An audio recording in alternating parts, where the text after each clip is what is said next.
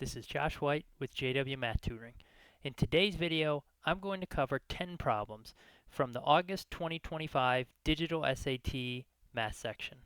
So let's go ahead and get started.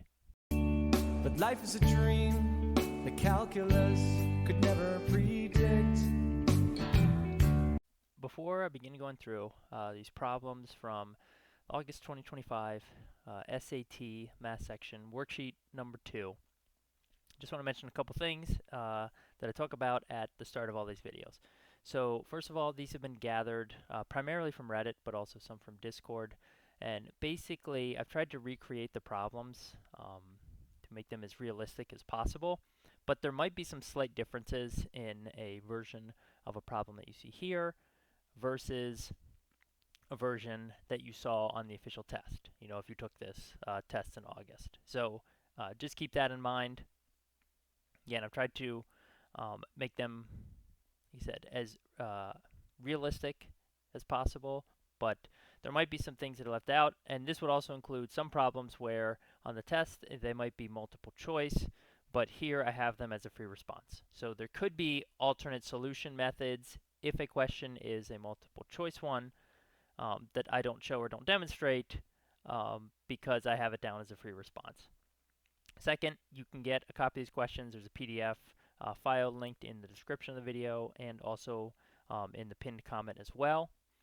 Third, check out part 1, basically worksheet number 1 if you haven't done so already. And then once they're posted, basically the videos for parts 3 and part 4 as well. And fourth, of course, if you like this video, please do give it a thumbs up, subscribe to my channel, and sign up for notifications. So let's go ahead and get started on this first problem. A very common one, basically, where you have a kite, and you're asked to find the length of one of the diagonals, and really the values under the square roots for the two line segments that make up the diagonal. So just to give you an idea of what the picture might look like. So here's A, here's B, here's D, and then down here is point C. So we have something like this. And the reason I drew it like this is because, okay, AB and AD are equal, and they each end up being 3. BC and BD are equal. They are each 19. The two diagonals, which are going to be perpendicular, basically because this is a kite, so they form a right angle. Okay, they intersect at point G. So point G is right here, and then GB and GD are each congruent to each other. They each have a length of 1. So this is a basic setup of what the picture looks like. Okay, now the length of AC, so this whole diagonal right here, can be written as root P plus root W, and they want to know what are the values of P and W. So one of these is root P, one of these is root W. So therefore, you're basically just figuring out, what's the value of the P, what's the value number under the root, what's the value number under the root, and then adding them together. So this is just basically a Pythagorean theorem question. The hardest part of this, honestly, is trying to set up the diagram and figure out what the diagram looks like. Because for the triangle on the left, we're just going to have 1 squared plus root P squared equals 9. So now we get 1 plus P equals 9, or P equals 8.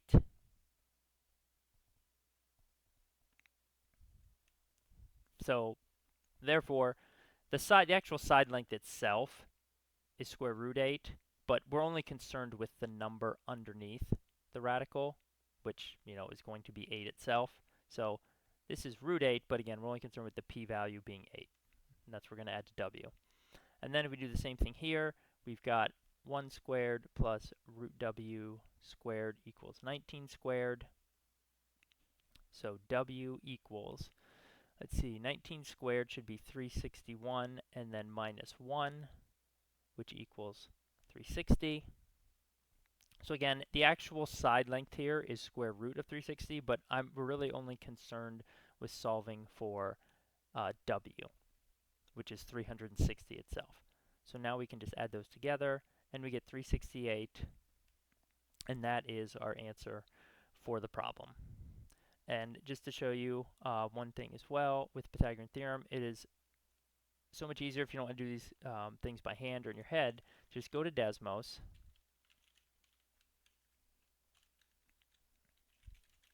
and solve the equation using regression.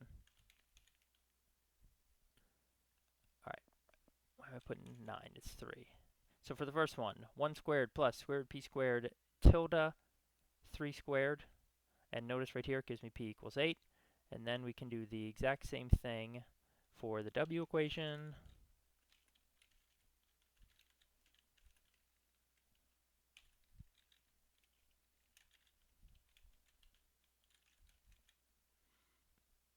Slide this up. All right, and then you can just type p plus w. And there's your answer right there, 368. So you can do all the calculations just straight in Desmos, once you know what you're solving for. All right, let's look at the next question. Here we have 4 data sets, basically 4 frequency tables, and we want to know which one has the smallest standard deviation. Okay, so the standard deviation of a data set is basically how spread out the values are from the mean, from the center point.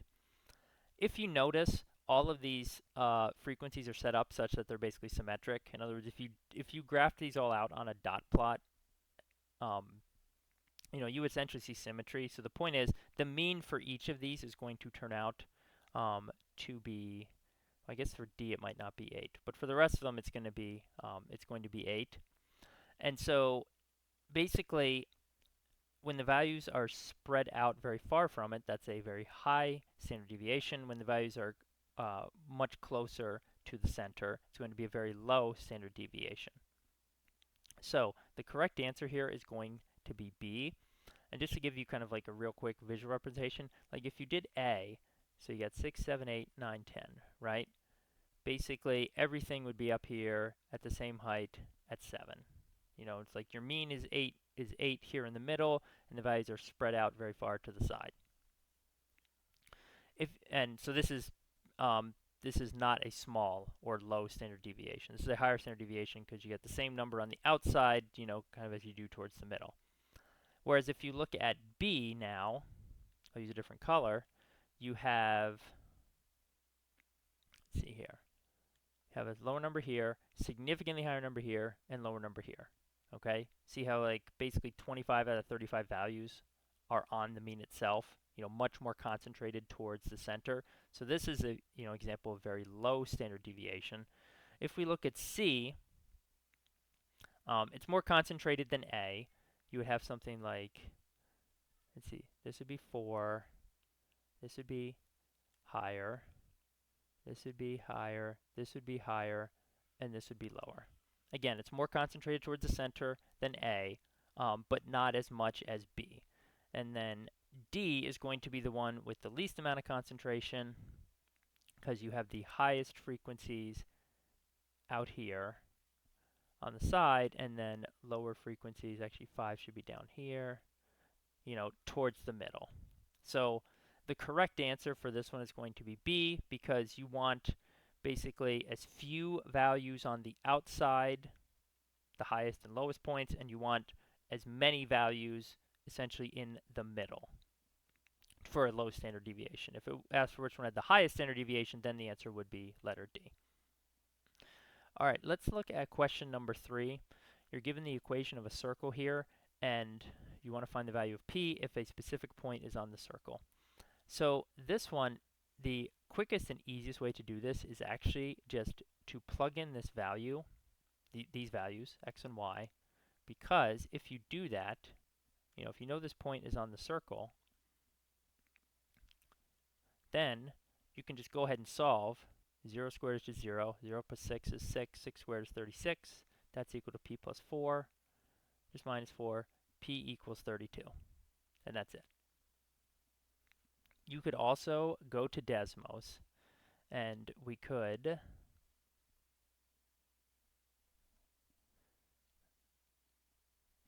plot the circle, And then you could use a slider.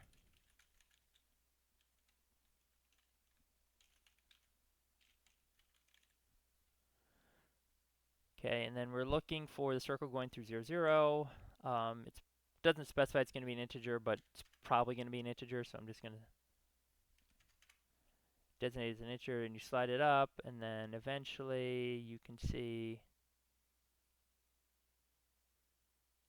Okay, and right now now it's giving me a clickable point because 0, 0, is basically it's a max value here because the radius of the circle is 0, -6. So this is actually not a terrible method used for this problem because 0, 0 would be clickable. If it was some other random point, then using a slider could be difficult because you wouldn't necessarily have a clickable point to confirm. But the fact that it's clickable does confirm that yes, it goes through 0, 0. So this would be a second approach that you could take for this problem. I don't think there's a need to use any type of regression to solve this. I just think it would be more complicated than these other two methods that I've already shown. All right, moving to the top of the next page. We have a pyramid. It has a rectangular base, not a square base. So that makes it a bit annoying in terms of the calculations. But if we draw out a picture,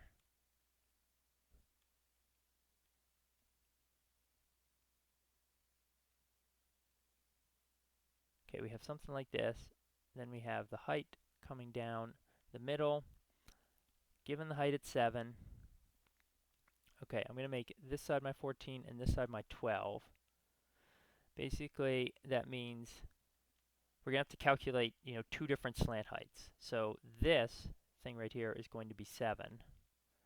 However, looking at the other direction, this is going to be 6. So this slant height right here is basically going to come from 7, and sorry, just to mention, we also want to find the total surface area. So the area of the base is easy enough. I'll get to that in a second, but we need to find the area of all 4 of the triangular faces. So I'm going to set up some right triangles, use Pythagorean theorem to find the slant height, because the slant height for the triangular face will also be the height, which we use along with its base side to calculate the area. So the first one, notice it's 7 squared plus 7 squared equals c squared. And this is actually going to be a 45, 45, 90 right triangle, so c is actually going to be 7 root 2. But if you didn't recognize that, that's fine. You can just go to Desmos, and we can just do the calculation in there.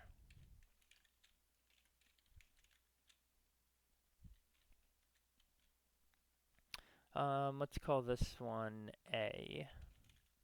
So there's the exact value, 9.89949. Actually, I'll use A just because I use that in Desmos. Okay, now when we look at the second one, this one's a little difficult to see, but this right triangle here, one leg of 7, one leg of 6, and a slant height that we're going to figure out. So this one's going to be 7 squared plus 6 squared. We'll call this one b squared. So b is basically going to be the square root of, let's see, 49 plus 36. Just looking at my values here. Should be the square root of 85.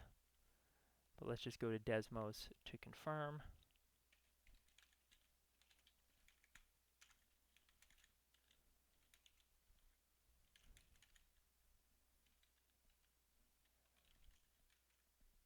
Yep, square root of 85, 9.21954. And it doesn't matter. Like the decimal values, I'm going to carry the exact values over for the calculations. Okay, so now here's what we have to calculate. First, area of the base, that's 14 times 12.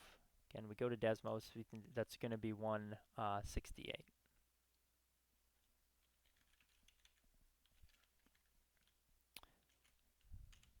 I'm going to call that capital B. Okay? Now, for the two triangles, I'm going to find their areas.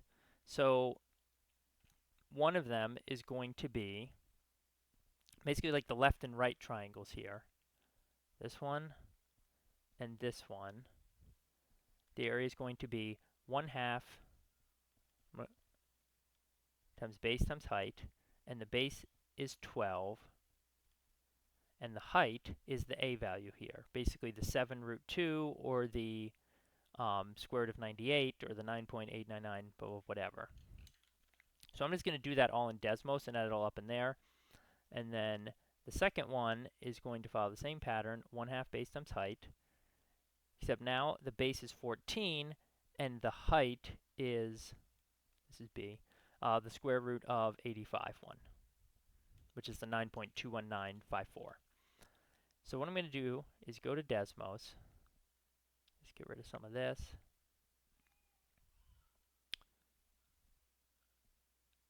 Move this over. Okay, so we've got one triangle. Area is equal to 1/2 times 12, and then we've got times the a value, and the other one, 1/2 times 14 times the b value. Okay, one thing just to mention before I continue now to find the overall answer to this problem. The camera froze apparently towards the beginning of this video. The audio should still be coming through fine even though the camera's frozen, so just be aware of that. Hopefully it'll be fixed in the rest of the video going forward. Alright, so now we can go ahead and find the total surface area here. Remember, there's basically two sets of triangles, on the left and right, two sets on the front and back. So basically, I need to add together the area of the base plus the 2 times the, let's see here, A is the left and right triangular faces, and then 2 times C, which are the front and back triangular faces, to give me the total surface area, which is going to be 415.867. This question says to round it to the nearest tenth of a centimeter, so therefore the final answer you would report for this would be 415.9.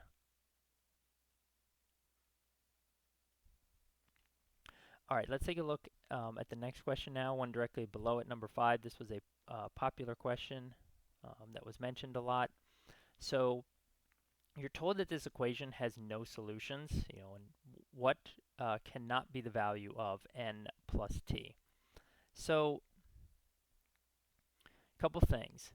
First of all, for a linear equation to have no solution, that means the x terms the x terms on either side have to have the same constant, or if they're on the same side, they need to have opposite, or coefficients, not constants, coefficients, basically in order to cancel out.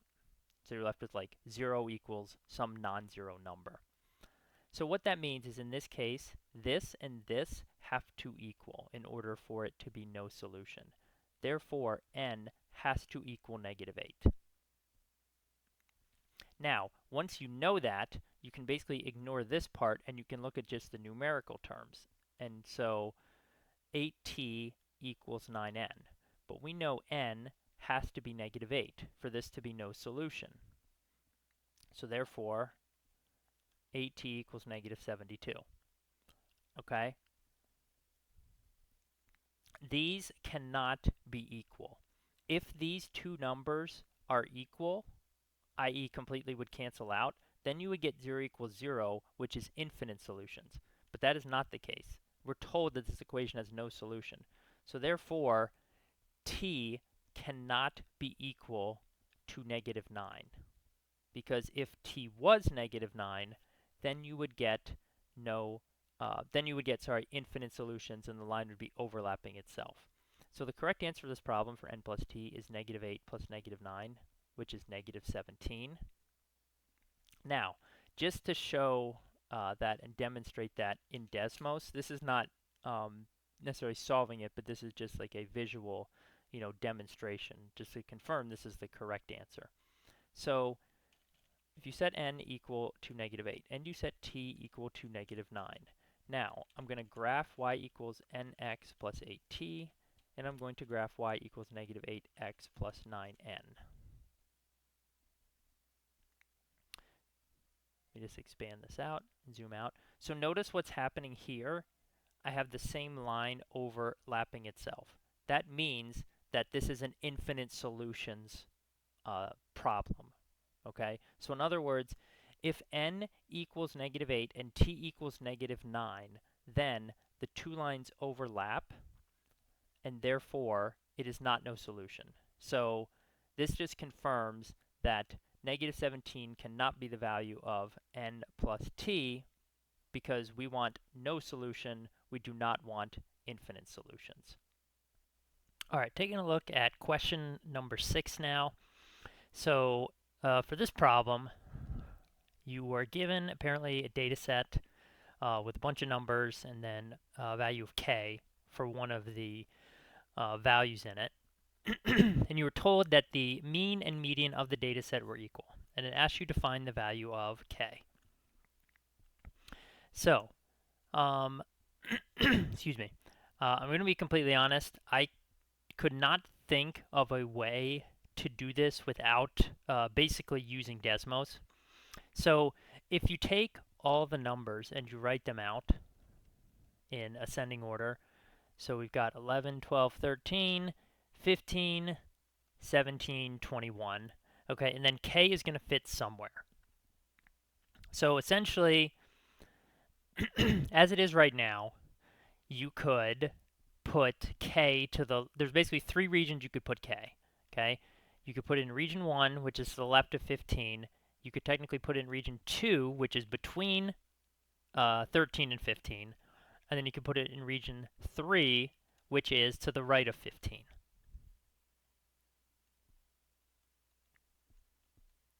Okay, so basically, what you would, I guess the way you would actually do, what you would do where you'd set it up is, if you put it in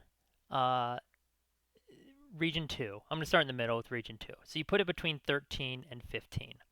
Okay, so that means it's some number between 13 and 15, and it means that that value is going to be both the mean and the median. So, and actually I just realized, yeah, this is actually not that bad of a problem to work out, but I'm still going to use Desmos to do the calculations. So essentially what we have is these 6 numbers added together, right, and then k, and then you're going to divide by 7.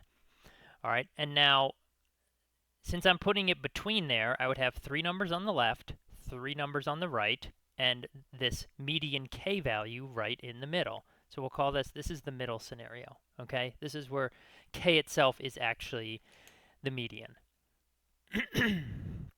But this equation I set up is for the mean, okay? And again, we want the mean and median to be equal. We know the median has to be k, because that's the one number in the middle. Therefore, the mean has to be k as well. So I'm going to just solve this in Desmos. And let me see here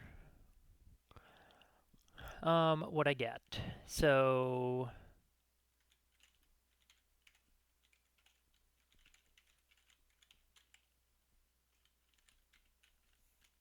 there's everything being added up. And I'm doing regression, and I'm going to set that equal to k. All right, so it gets 14.83333. So if I added 14.83333 to this data set, it would be the median. You know, it would be the 4th value out of the 7. And if I find, let me just duplicate this and just confirm.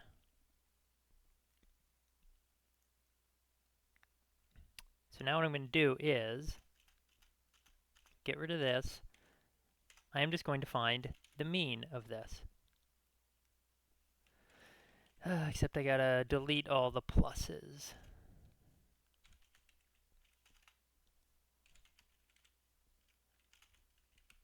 So hoping to just avoid having to retype all the numbers. Okay, so notice here, the mean of the data set.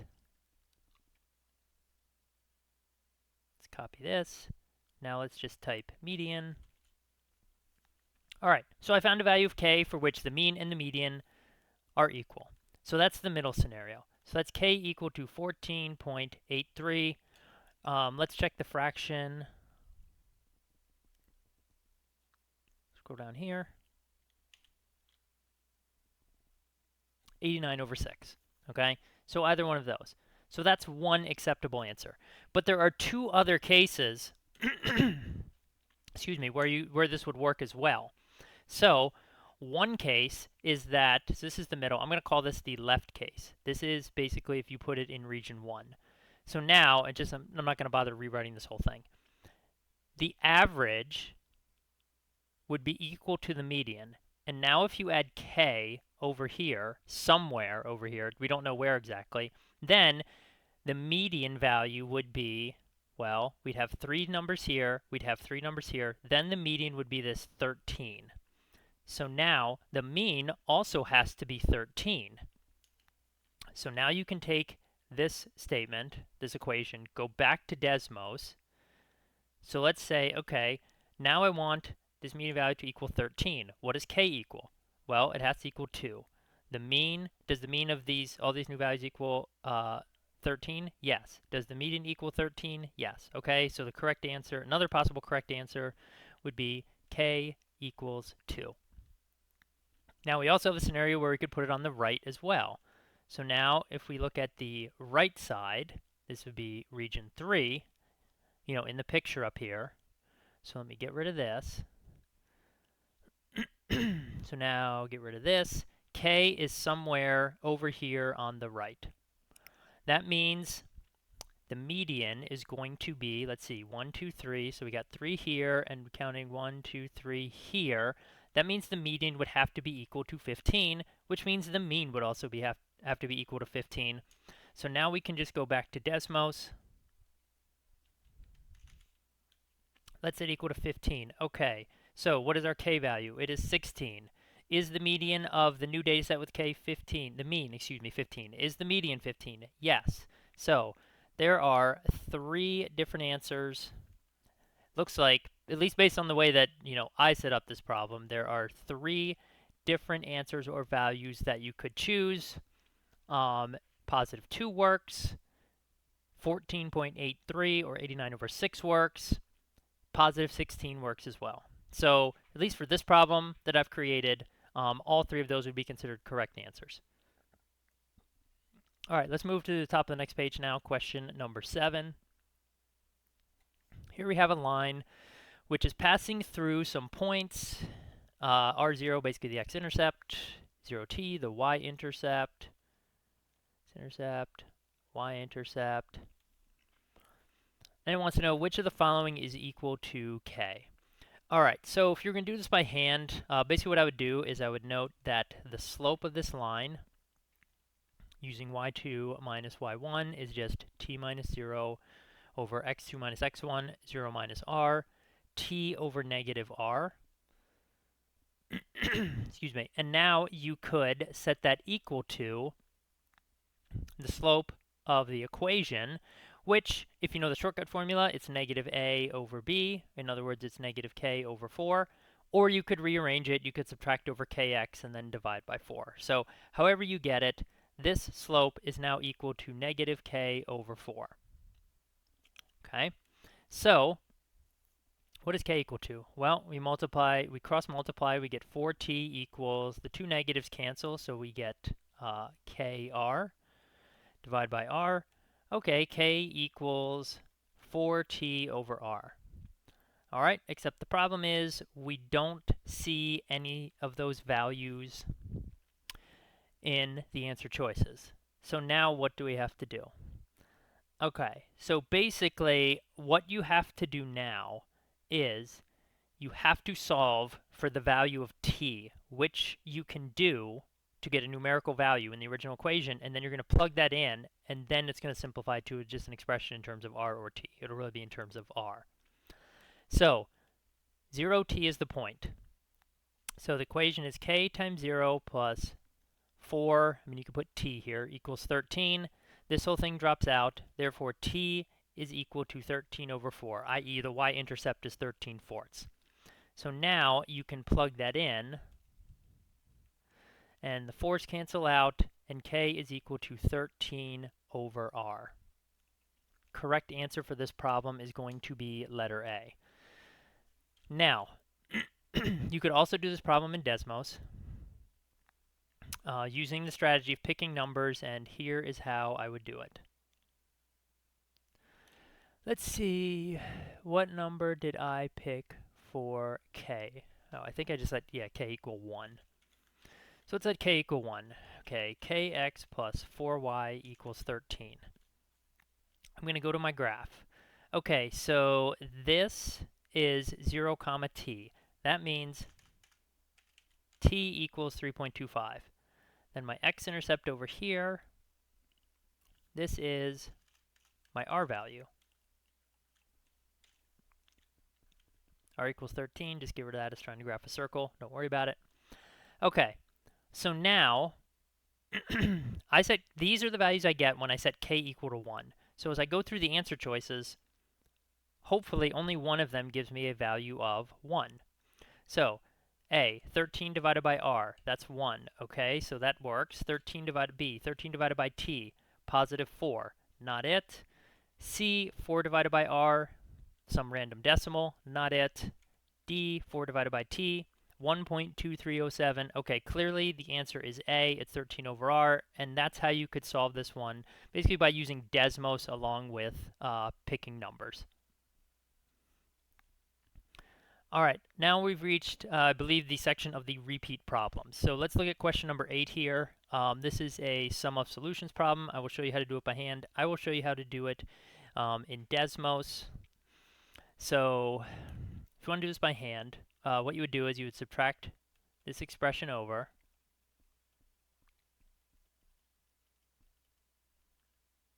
Wait, make that minus, make that equal 0. And then you can factor out your common factor of w plus 7. 17 times w minus a minus 1. Now I'm just going to distribute this. Actually, no, I'm not going to distribute it. I'll show you why in a second. Okay. So each of these factors is equal to 0. So one solution is w plus 7 equals 0, or w equals negative 7. The other solution, we set 17 times w minus a minus 1 equals 0. Add 1. 17 w minus a equals 1. Divide by 17. W minus a equals 1/17. W equals a plus 1/17. So I have my two solutions. Here's one, here's the other. Now I'm going to sum them up. And this is equal to 43 over 3. Okay, so negative 7 plus a plus 1/17 equals 43 over 3. I'm just going to go to Desmos and type that in. There's no reason to do all the fractional combining by hand. I'm just going to use regression. And I get 21.27451. So that means the only answer you could enter is 27.27. Just check and see if there is a fraction. I don't think there is. Oh, 1085 or 51, too many characters, we couldn't enter that. So you have to use the decimal equivalent. Okay, so that's how you could solve this question by hand. Let's look at the Desmos approach. This is featured, again, my Ultimate Desmos Guide to Digital SAT Math. I don't remember the exact part. I will put a thumbnail on the screen, which has the exact, part number of the video series, so you can watch it for more detail. How to learn how to solve sum of solutions and product of solutions problems entirely in Desmos. So first thing, we need to again get this equation equal to 0. W plus 7, so I got to subtract over the entire expression of w plus 7. Okay, then what I'm going to do, this is a quadratic. W's are variable. So this, if you multiply this all out, you get a quadratic. Then I'm going to do regression to its vertex form. So that means, like, I'm going to call the two intercepts, two solutions, the two roots, B and C. So actually, sorry, I misspoke. It's not, this is not vertex form. This is regression to intercept or factored form. Again, not vertex form, intercept or factored form. So that's our initial regression statement. But we know that the two solutions, which that's what B and C represent, the sum of them equals 43 over 3. Okay, but when you do this, this constraint equation, as I call it, has to be set up such that it's one letter, one solution equal with all the other solutions on the other side. So I'm going to subtract C over. Now we're almost done. We have to add an element list for w, because w is the variable. And I like to start with -2, 0, and 2, and then I add one more value, and notice it's honed in on the value of a. Okay, it's found the correct value of a that matches, and also you can notice the two values for b and c, which are the two zeros, the two roots. -7 is what I found here for my first root, and the second one, technically 27, 21, this should be, that's written wrong. Why did I write that as 27? That should be 21, just to confirm. It's 21.27 is the answer. 21.27 plus 1/17.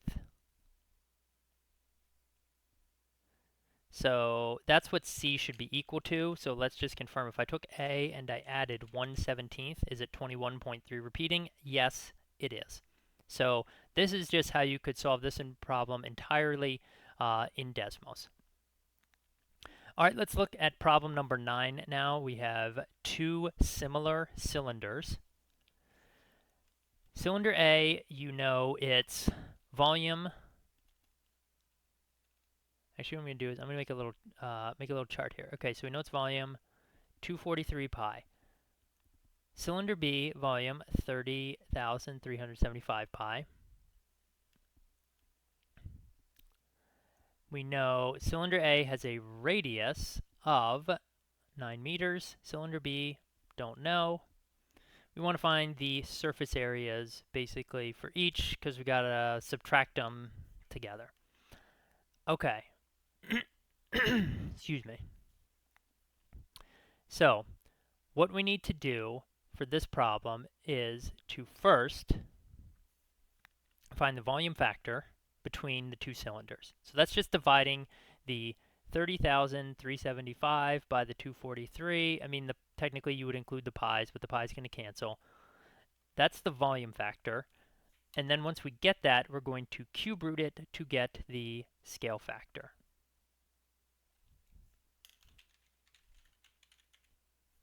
So the volume factor is 125. That means the scale factor, which is the cube root of the volume factor, would just be 5, cube root of 125. All right, that means every side in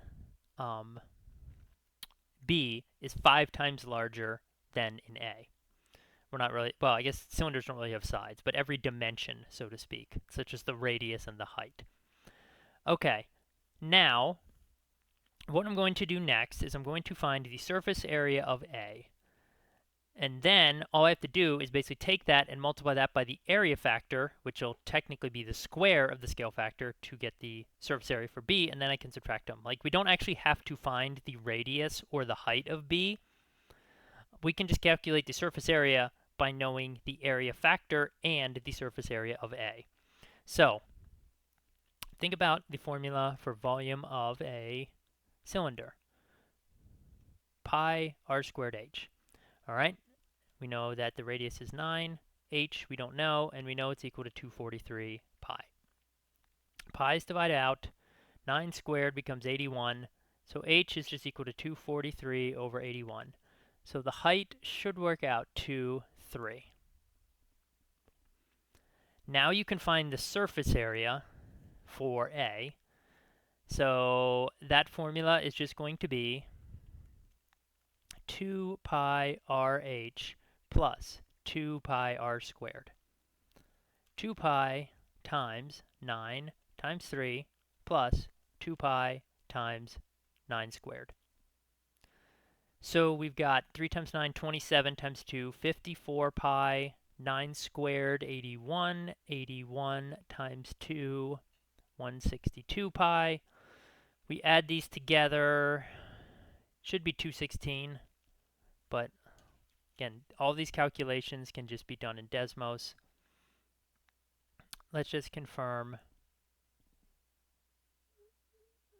Slide this up. I'm not concerned about the pi's, I'm only concerned about the all the other values. 2 times 9 times 3 plus 2 times 9 squared. Okay, 216 pi, good. Now, as I mentioned earlier, the area factor, so this is 216 pi. area factor is equal to the square of the scale factor. So the area factor is going to be 5 squared, or 25. That means to get the area for cylinder B, I'm going to multiply this by 25. So now I can just go to Desmos times 25.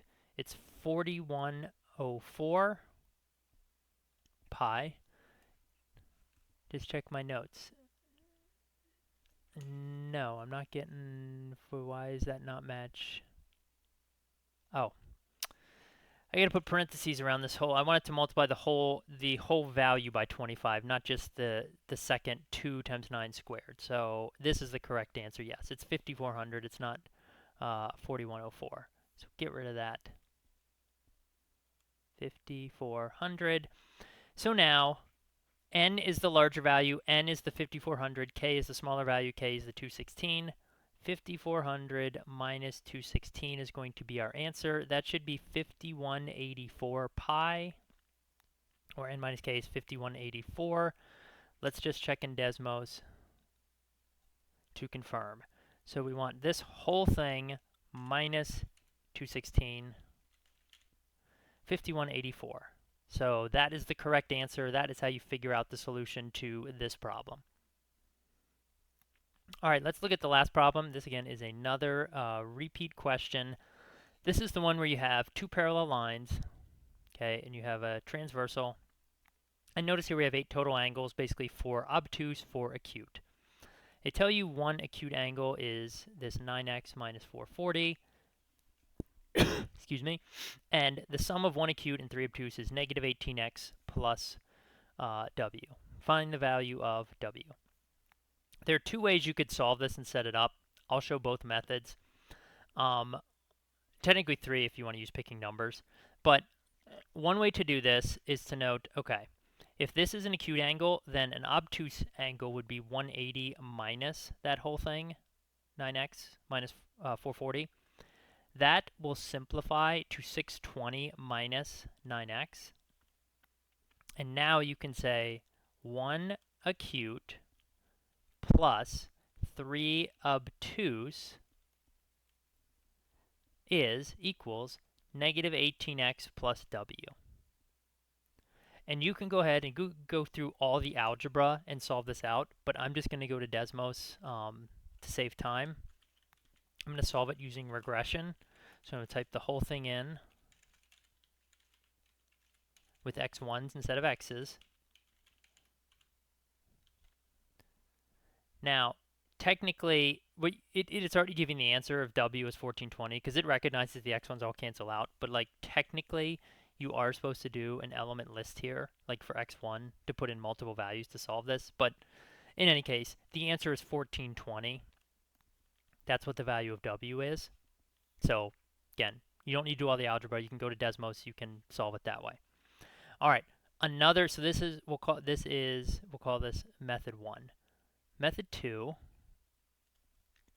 would be to instead look at all 8 angles together and add them all up and set that equal to 720. So for example, you have negative 18x plus w. This is 3 obtuse, 1 acute, and 3 obtuse. So then we need one more obtuse, which is a 620 minus 9x. So now we have 4 obtuse angles. And then you need 3 acute angles. So 3 times the 9x minus 440. And now that, again, is going to equal 720. Because that's basically going all the way around twice at both intersection points. Because it's 360 degrees at one point. Again, I would not solve this by hand. I would go to Desmos. Let's see here. Let's modify this. So I got negative 18x1 plus w plus 3 of the acute angles. And then now just 1 obtuse here. Get rid of that. And then this is equal to 720. So notice again, it's giving me the correct w value already, but you should still technically put in an element list for x, because that's the proper method or approach you would take for a problem to solve an equation like this, where you're finding the value of a constant so that both sides are equal. Again, it gives us 1420 and we have the answer. All right, last method you could use. Pick numbers. Let x equal 50 degrees, or 50, not degrees, but 50. Then the acute angle is 9 times 50, which is 450 minus 440, or 10 degrees. Therefore, the obtuse angle is 170. Okay? And now, what you can do is you can basically just go back. You could technically use either method now, but I'm going to demonstrate it on the first one because it's shorter. So now you have actual numerical values, and you can basically do, okay, 1 acute plus 3 obtuse equals negative 18 times 50 plus w. And now the equation is much simpler to solve, and because you want to solve it by hand, it's now just all numbers. Or you could, again, still go back to Desmos, and you could say 10 plus 3 times 170 tilde negative 18 times 50 plus w. W equals 1420. So if it's easier for you to think of it in terms of all these numerical values, pick a value for x that you plug in to make basically this angle anything between 0 and 90, and make the other one anything between 90 and 180. And then just, set up the equation, solve it that way. All right. So this was the second August 2025 SAT, math problem set. Have any questions or comments or alternate solution methods, please feel free to leave them in the comments section below. If you did like this video, please do give it a thumbs up, subscribe to my channel, sign up for notifications as well. If you haven't done so already, check out video number 1, with worksheet number 1, and also once they're posted, worksheets number 3 and 4. And lastly, if you want to improve your knowledge of Desmos to help ace the digital SAT math section, please check out my ultimate Desmos guide to digital SAT math. It has over 5.5 hours of tips and tricks and instruction, basically an 8-page reference sheet, and currently 65 practice problems to help you ace the digital SAT math section.